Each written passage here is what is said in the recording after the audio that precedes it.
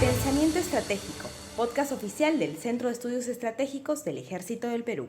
¿Qué tal? Esto es Pensamiento Estratégico, podcast producido por el Centro de Estudios Estratégicos del Ejército del Perú.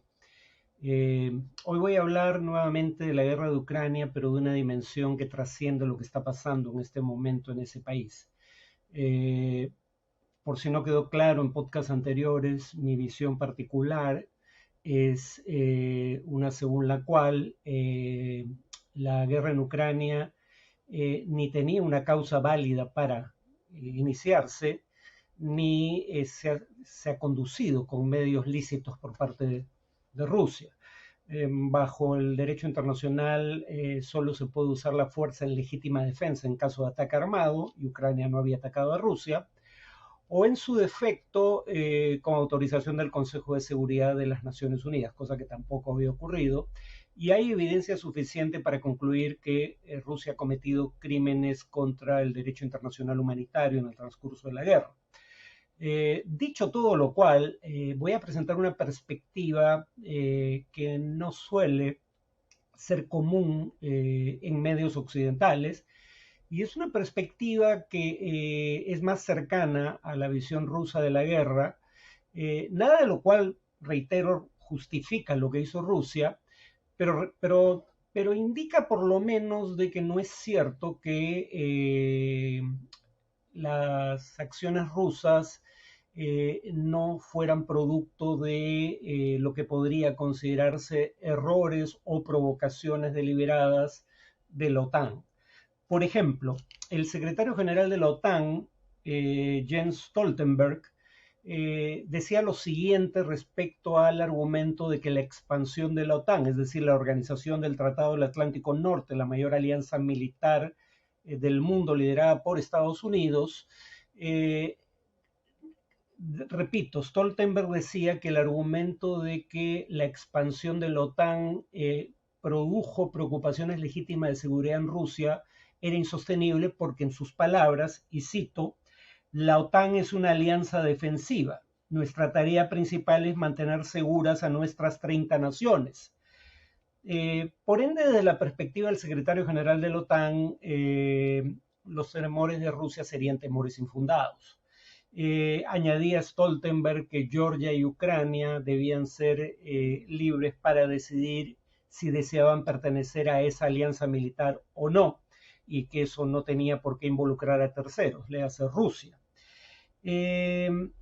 Bueno, si ese fuera el caso, tampoco habría explicación para el hecho de que la OTAN tuviera temores de seguridad, que en mi opinión eran legítimos, respecto a la existencia del Pacto de Varsovia, la alianza militar que la Unión Soviética lideró durante la Guerra Fría, porque en sus estatutos esta también establecía que el Pacto de Varsovia era una alianza meramente defensiva.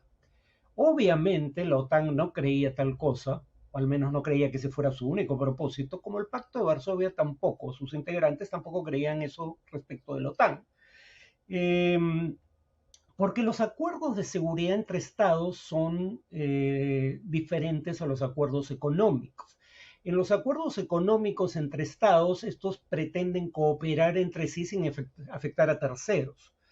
Los acuerdos de seguridad suelen ser contra una amenaza compartida. En ese sentido, reitero, son distintos cualitativamente a los acuerdos económicos entre estados, las alianzas militares como la OTAN, por ejemplo, ¿no? Si ustedes revisan además los documentos de seguridad, sea de Estados Unidos, sea de la OTAN, queda claro que Rusia era la principal amenaza de seguridad, tanto para Estados Unidos como para sus aliados de la OTAN. Y esto lo dice explícitamente, por ejemplo, la OTAN en su concepción estratégica de 2022, el año que acaba de terminar. Si se remiten a ese documento, verán que dice a la letra lo siguiente: la Federación Rusa es la amenaza más significativa y directa a la seguridad de los aliados y a la paz y estabilidad en el área euroatlántica. Uno diría, bueno, pero esto es comprensible después de la invasión rusa de Ucrania. Pero lo cierto es que este tipo de expresiones aparecían en documentos de la OTAN o de seguridad estadounidenses aún antes de que se produjera la invasión de Ucrania. O sea, no es del todo cierto que esta concepción surja como producto de la invasión de Ucrania, que Rusia no fuera percibido como una potencial amenaza de seguridad antes de ello. Además, porque había suficiente información como para saber qué cabía esperar de un gobernante como Putin, ¿no? Por ejemplo, el año 2000, el diario New York Times mostró fotos de Grozny, fotos satelitales de la ciudad de Grozny, capital de la República Rusa de Chechenia, eh, antes y después de los bombardeos del ejército ruso. Y se veía como zonas de la ciudad enteras habían sido barridas del mapa. Es decir, cuando Putin era primer ministro del gobierno de Yeltsin, un aliado occidental, ese gobierno había destruido una de sus propias ciudades, ¿no? Entonces, ¿cómo no creer que era capaz de destruir ciudades ajenas en la eventualidad de una guerra, ¿no? Siendo ese el caso, sin embargo, conociéndose las acciones del gobierno ruso del cual Putin era primer ministro en una ciudad de su propio territorio. Sin embargo, Putin fue recibido con honores en el Parlamento alemán, frente al cual pronunció un discurso el 2001, solo meses después de producida la destrucción de Grozny. Y ese mismo año el presidente estadounidense George W. Bush decía que había tenido un diálogo franco con Putin y que consideraba que era un socio confiable. Más aún, dijo que lo había mirado directo a los ojos y que había logrado atisbar su alma. Por eso creía que era un socio confiable.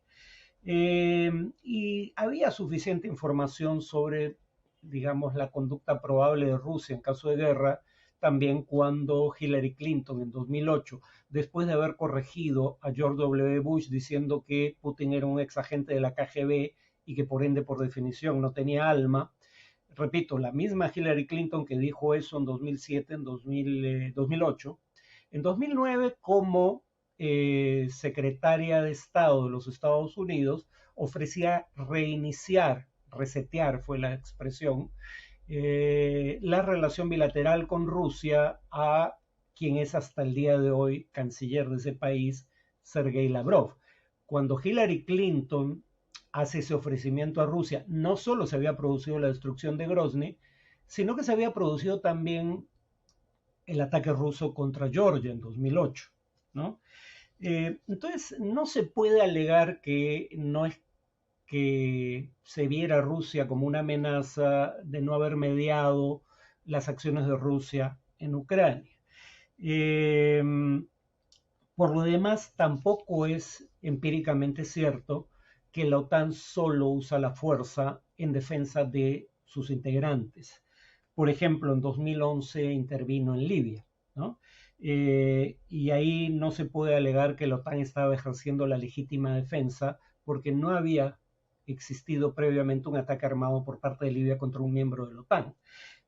Se puede alegar que al menos en esa ocasión la intervención de fuerzas internacionales en Libia tuvo el aval de la resolución 1973 del Consejo de Seguridad de la ONU, pero el mandato de esa resolución era el de, cito, proteger a los civiles y las zonas pobladas por civiles que estén bajo amenaza de ataque.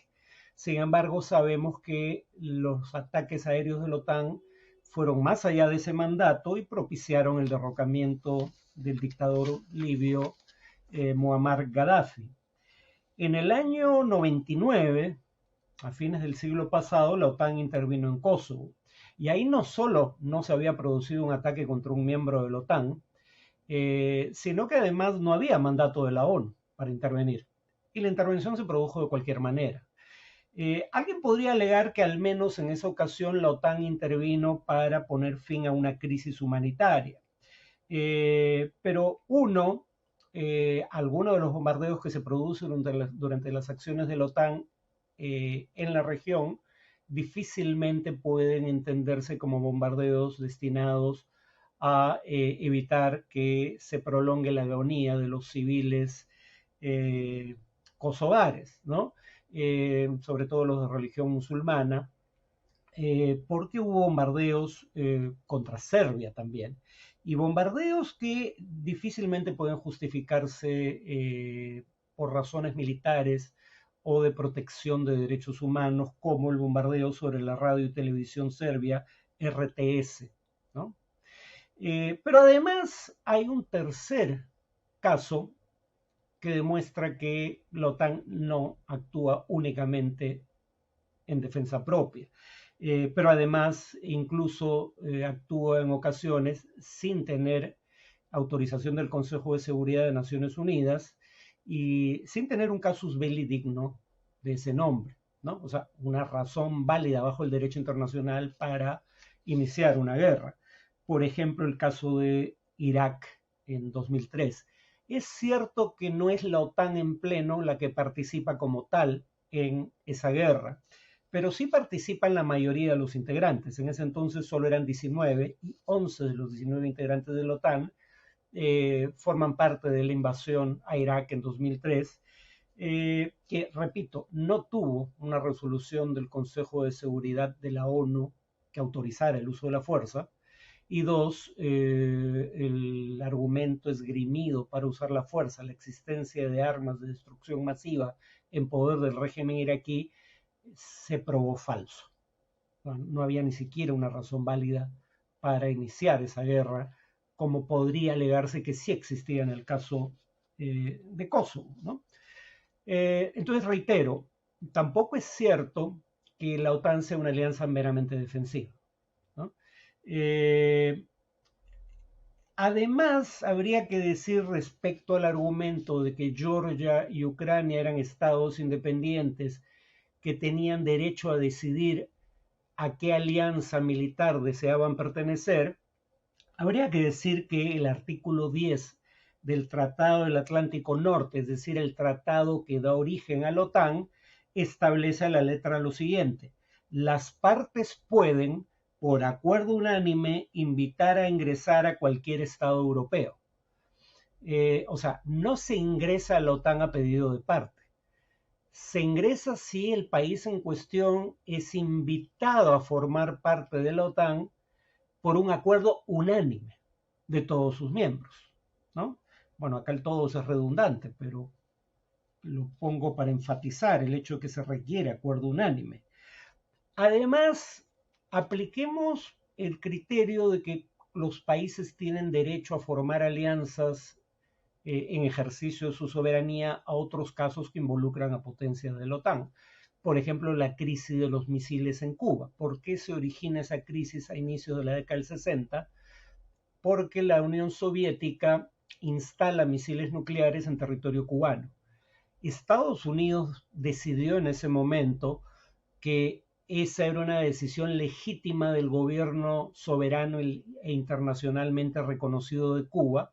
No, Estados Unidos decidió que esa alianza militar que implicaba la presencia de misiles nucleares soviéticos en Cuba era una amenaza para su seguridad y llevó a cabo un bloqueo naval cuya legalidad es francamente discutible bajo el derecho internacional, que puso al mundo lo más cerca que jamás haya estado una guerra nuclear, ¿no?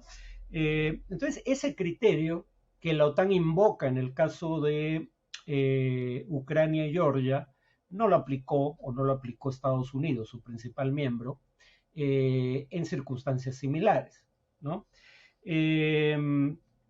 Por lo demás, la prueba de que el propio gobierno estadounidense entendía que la ampliación de la OTAN hacia el este de Europa para incorporar no solo países que fueron aliados soviéticos en el Pacto de Varsovia, sino incluso ex repúblicas soviéticas, es decir, territorios como Georgia y Ucrania que fueron parte de un mismo país junto con Rusia hasta inicios de la década del 90. Reitero, la prueba de que Estados Unidos entendía que la expansión hacia el este de la OTAN era una amenaza de seguridad que Rusia podía invocar legítimamente, es que se les prometió a la Unión Soviética no realizar esa expansión. el que era entonces secretario de Estado de los Estados Unidos, James Baker, en un documento oficial estadounidense desclasificado en 2017 consta que le dice a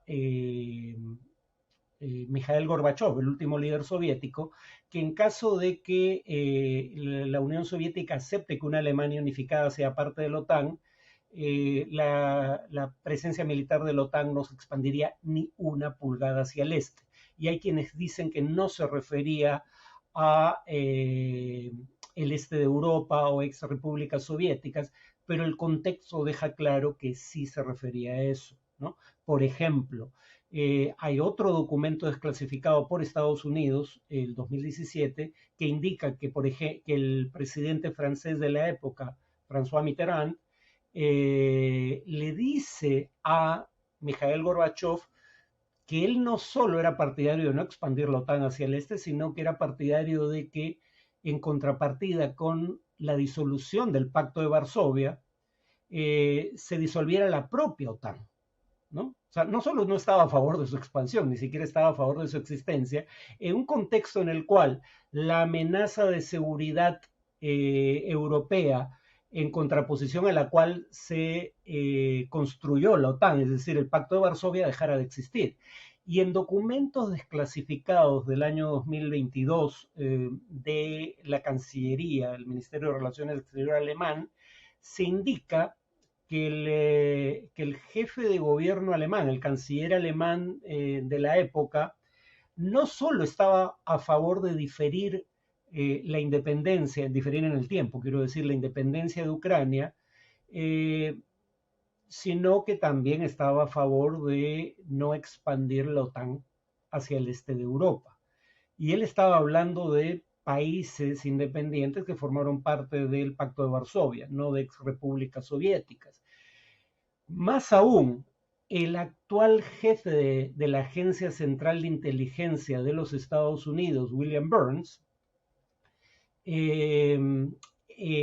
a través tanto de mensajes que envía siendo embajador de Estados Unidos en Rusia en la década del 90, como en sus propias memorias de 2019, antes de ser jefe de la CIA, obviamente, dice cosas como la siguiente. La expansión de la OTAN hacia el este es la línea roja que comparten todos los sectores de la política rusa, derecha e izquierda, oficialismo y oposición. No solo Putin, lo añade explícitamente, no solo Putin tiene esa posición, todos los dirigentes políticos con los que conversé coinciden en ver la expansión de la OTAN hacia el este y en particular hacia Ucrania como una amenaza. Habría que recordar, para poner esto en contexto, que Ucrania es un país a través del cual Rusia fue invadida en más de una ocasión en el pasado, la última durante la Segunda Guerra Mundial, durante la invasión nazi, ¿no?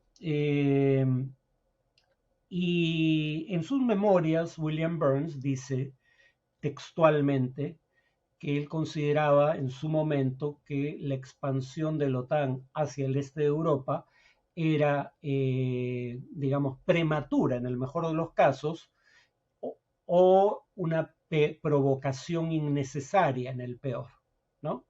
Entonces, ahora se pretende que nada de esto ocurrió, cuando es más o menos claro que sí ocurrió.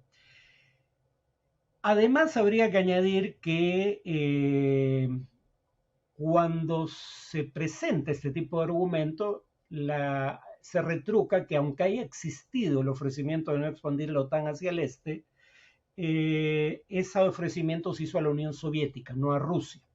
Yo en algún momento hablé de manera intercambiable de Rusia y la Unión Soviética, se lo notaron. Entonces el argumento es eso fue un ofrecimiento si acaso a la Unión Soviética, un estado que ya no existe. Pero todos sabemos que la Unión Soviética se gobernaba desde Moscú, desde donde se gobierna Rusia, y que Rusia fue el estado que asumió los derechos y obligaciones de la Unión Soviética cuando ese país desaparece. En materia de derechos, por ejemplo, Rusia asumió el lugar de miembro permanente del Consejo de Seguridad con derecho a veto que ocupaba la Unión Soviética. y Rusia fue quien honró los acuerdos de limitación de armamento estratégico firmados por la Unión Soviética con potencias occidentales, fundamentalmente Estados Unidos. Luego entonces es razonable asumir que lo que se prometió a la Unión Soviética era válido para Rusia, porque además, si lo que estaba detrás de prometer no expandir la OTAN era no causar preocupaciones legítimas de seguridad, eso era válido tanto para la Unión Soviética como para Rusia, ¿no? Probablemente más válido incluso para Rusia que para la Unión Soviética, porque la Unión Soviética contaba con Ucrania y Bielorrusia como estados tapón, es decir, estados que ponían distancia entre el territorio de Rusia y el territorio de potenciales rivales. Rusia no contaba con eso, ¿no? Y por último, diría que, en mi opinión, la conducta de la OTAN en torno a Ucrania y Georgia fue un típico ejemplo de lo que los economistas denominan crear incentivos perversos. ¿Qué son incentivos perversos? Son incentivos que terminan induciendo en otros una conducta contraria a nuestros propios intereses, ¿no? Nuestras acciones inducen en otros o crean incentivos para que otros hagan algo contrario a lo que nosotros desearíamos. ¿Por qué digo esto?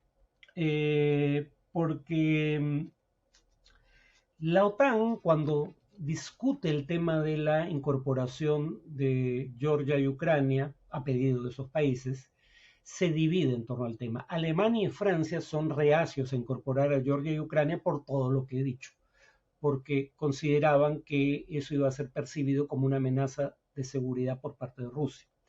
Estados Unidos y países de Europa Oriental como Polonia sostenían que había que proteger a esos países de un eventual expansionismo ruso y que por ende la forma de hacerlo era incorporarlos a la OTAN. Yo, como podrán inferir de lo que he dicho, creo que no era una buena idea plantearse el objetivo de incorporarlos a la OTAN. Pero lo que sí añadiría es que si decidiste incorporarlos, debiste hacerlo a la brevedad posible, uno, y dos, debiste ofrecerles garantías de seguridad en el periodo de transición previo a su incorporación. La OTAN no hizo ninguna de estas dos cosas. Lo que hace la OTAN es lo siguiente. En la declaración de la cumbre de Bucarest, a inicios o en la primera mitad del año 2008, la OTAN da la bienvenida a las aspiraciones euroatlánticas de Ucrania y Georgia. O sea, recibe con beneplácito el deseo de los gobiernos de esos países de incorporarse a la OTAN. Pero además añade, y acá viene a colación el tema de que se requiere acuerdo unánime para invitar a otros países a ser miembros, más allá de lo que los gobiernos de esos países puedan desear, añade la declaración de la cumbre de Bucarest: acordamos hoy que estos países se convertirán en miembros de la OTAN. Pero estamos a 2023, unos casi 15 años después, y ni se ha iniciado el proceso de incorporación de esos países a la OTAN, ni se les ofrecieron garantías de seguridad durante la transición anterior a su incorporación. Eso es lo que crea incentivos perversos, eso es lo que crea una ventana de oportunidad para acciones militares rusas. ¿Por qué? Porque una vez que esos países se incorporaran a la organización del Tratado del Atlántico Norte, estaban protegidos por el artículo 5 de la Carta Atlántica, del Tratado del Atlántico Norte, el tratado constitutivo de la OTAN. El artículo 5 es el que establece que un ataque contra un miembro de la organización debe ser considerado un ataque contra todos los integrantes de la organización y que están en obligación los demás miembros de la organización a acudir en defensa del integrante de la OTAN agredido. Por eso, si Rusia intentaba hacer algo para evitar que Georgia y Ucrania se incorporaran a la OTAN, tenía que hacerlo antes de que fueran miembros de la OTAN, no después, obviamente. Y el punto es que, repito, cuando dices los voy a incorporar, generas la sensación de inseguridad en Rusia, pero al no incorporarlos durante años sucesivos tras ese anuncio, creas la ventana de oportunidad para el tipo de acciones que Rusia lleva a cabo, y muy probablemente no sea coincidencia que todas las acciones militares de envergadura de Rusia contra estos países son posteriores a la declaración de Bucarest, de la cumbre de Bucarest, en donde la OTAN declara que los va a incorporar en algún momento, en un futuro nunca bien definido. Las acciones de Rusia contra Georgia en agosto de 2008 son meses después, o se producen meses después de la declaración de la cumbre de Bucarest. Luego están las acciones contra Ucrania en 2014. Tanto el soliviantar movimientos armados, armarlos, entrenarlos, proveerles de medios y efectivos en el este de Ucrania, en la región conocida como el Donbass, donde se combate hoy en día, y la anexión de Crimea en 2014, son ambas posteriores a la declaración de la cumbre de Bucarest, por no mencionar la invasión que se inició el 24 de febrero de 2022. O sea, se dice ahora, cosa que no pensaban los líderes de las potencias occidentales de la Rusia de Putin a inicios del siglo XXI, se dice ahora que lo que está haciendo Putin fue siempre el objetivo de Rusia, restablecer el imperio de inspiración zarista o soviética es indiferente, pero restablecer el imperio ruso.